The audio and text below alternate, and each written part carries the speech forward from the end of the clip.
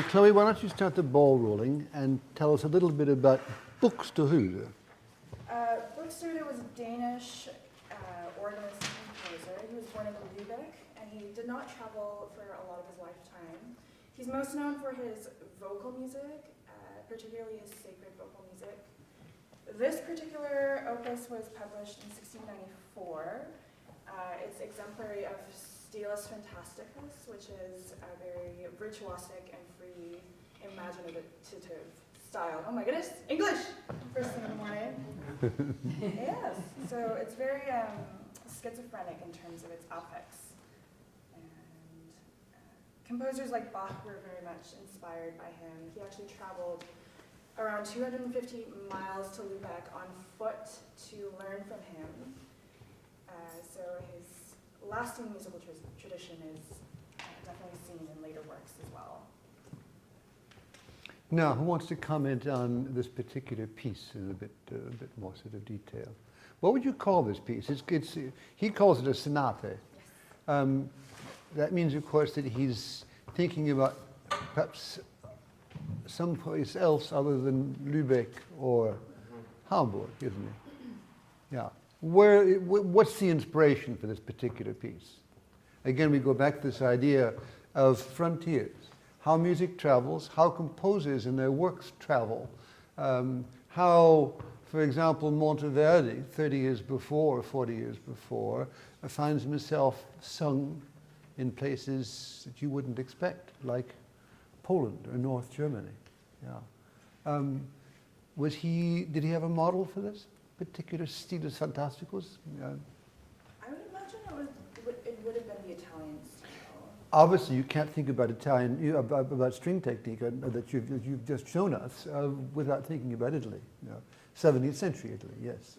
And this kind of extraordinary juxtaposition of ideas. He takes an idea and he sort of, he's like a baker. He pushes the dough around and throws it away, and then takes another hunk of dough and sort of fashion it and throws it away. What would this be called, essentially, in musical terms? What do the French call this kind of music, which essentially where you exploit many ideas in succession? They're called fantaisie, oftentimes, yes? This brings up an interesting point, because although there are extraordinary borrowings from what he knows to be Italian style, there are also things that are happening way up north that have nothing to do with Italy. Who's making music in the court of Denmark or in Sweden in the first years of the 17th century and way up into the middle part of it? Because we're talking essentially about a composer who is a 17th century phenomenon. Who else was sort of sharing the musical sort of limelight up there? Well, the Dutch certainly, but the Dutch, they're the luggage carriers, But where does the luggage come from? Essentially, it's from even before. It comes from England. Don't you remember all these wonderful stories? In fact, there's been a couple of novels recently written about the court of Christian and people like John Dowland who find themselves, yes. Does this have any bearing on Buxtehude? I think it does, actually, but it's essentially this kind of the fantastic style, but also essentially this improvisatory fantasia aspect, where an idea is simply just sort of tossed off, and the idea would be then to pick up a new idea, and so forth and so on. A kaleidoscope, essentially, of effetti. Yeah. I like Buxtehude a lot. When I was an organist, when I was actually performing organist, I played a lot of Buxtehude.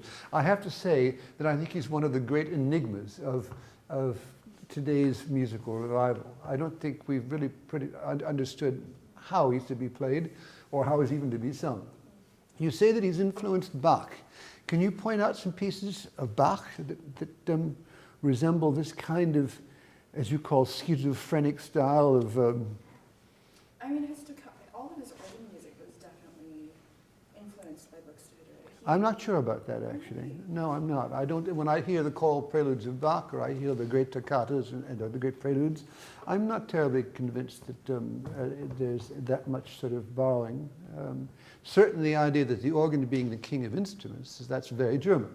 Yes, he travels up to learn his craft, but I think Bach is of a different nature than Buxtehude.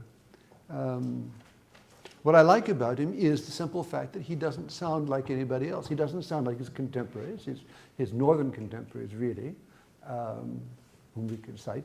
Who might they be? Lubich, yes, yes. Took over Franz Tunder's position. Yes, yeah. This is rather individualistic stuff. And I mean, hearing you play this, I say to myself, yeah, the Bach violin pieces, the concerted pieces don't sound like this, really. They're far more sort of organized in their, and structured. Yeah. This really is kind of off the wall. Now, how would I approach this as an interpreter? Well, exactly the way you've done it, you know. Exaggerating tempi. Are these tempi, do you think, indications, are they his? Mm-hmm. Probably, yeah. This, by the way, is an interesting addition. It's by Johann Tulfshetten, who's an interesting boy, who's one of these new school musicologists who essentially has said, I'm not in it for the money. Anybody can use my editions. And he says it right here. Non-commercial copying welcome. Isn't that a nice thing to say? After years of having to spend much too much money on editions, of inferior sort of editors. Yeah.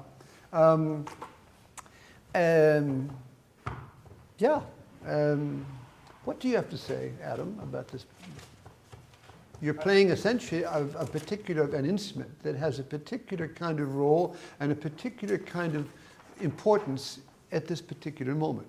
Was the Viola da Gamba in the 1660s, 1670s, as appreciated or more appreciated as it was in 1730 in Paris?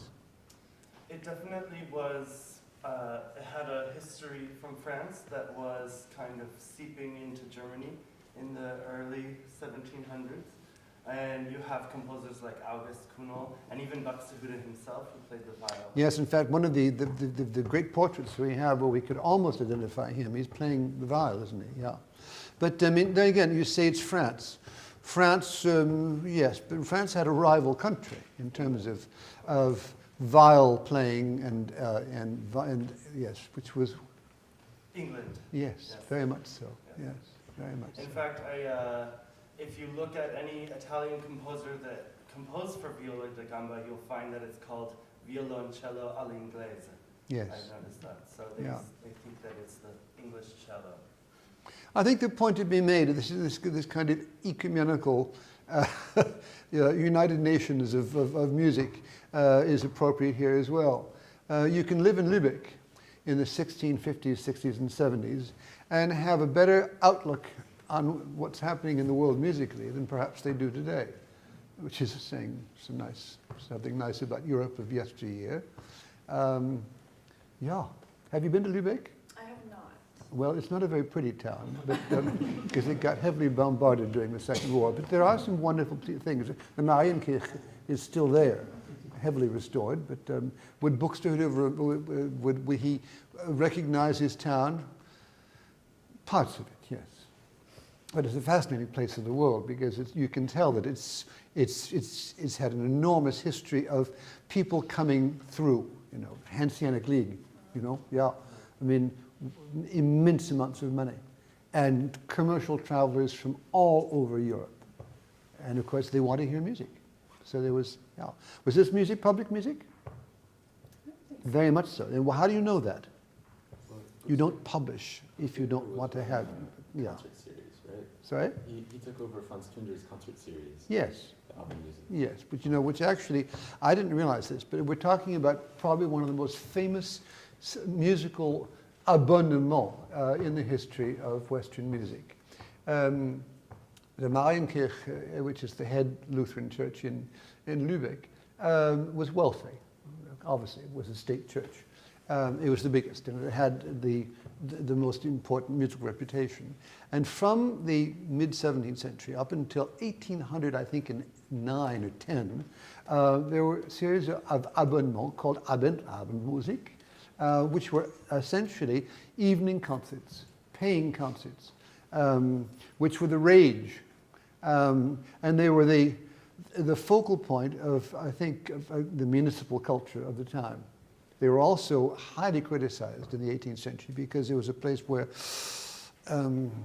you went off to hear music, but also to engage in other sort of things, like sort of meet young ladies or young men. Yes.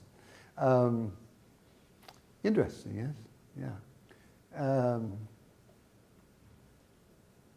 It's an extraordinary sort of thing to think about. I mean, this music being written and for whom, and played by whom, and what have you. Again, it shows that there are moments, I think, in cultural history where things have been better than they are now. When you can't look at Renaissance Italy and say to yourself, well, you know, we have that degree of sophistication in terms of music or art, or you can't take a look at other countries in terms of painting or literature. This was a high moment in European culture. 1650, 1750.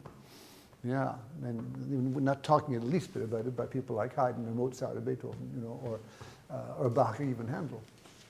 Yeah. Are you happy with the performance? What could be better?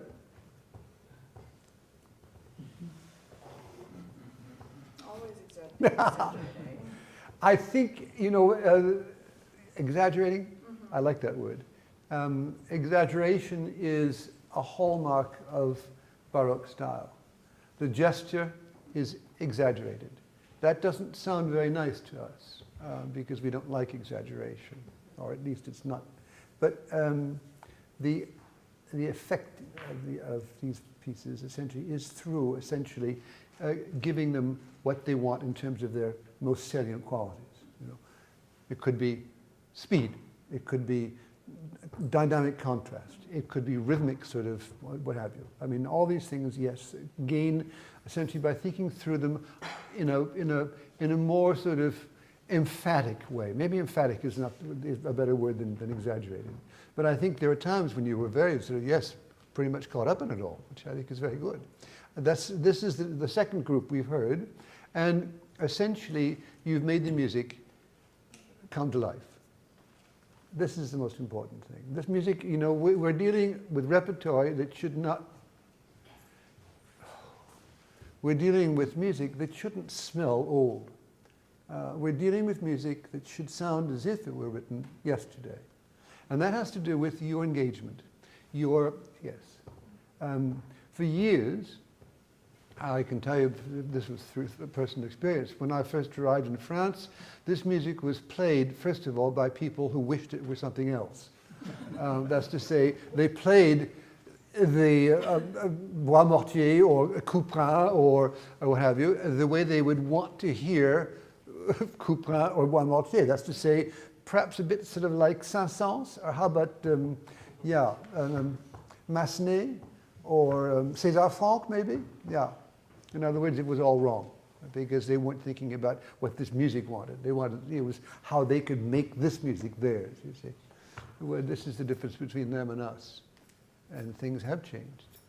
And I think we call this historically informed, but essentially you could call it liberating, how you can liberate music and make it eloquent once again.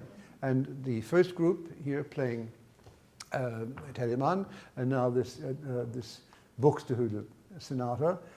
This is living music, and therefore you've won. You see? Yes. Yeah.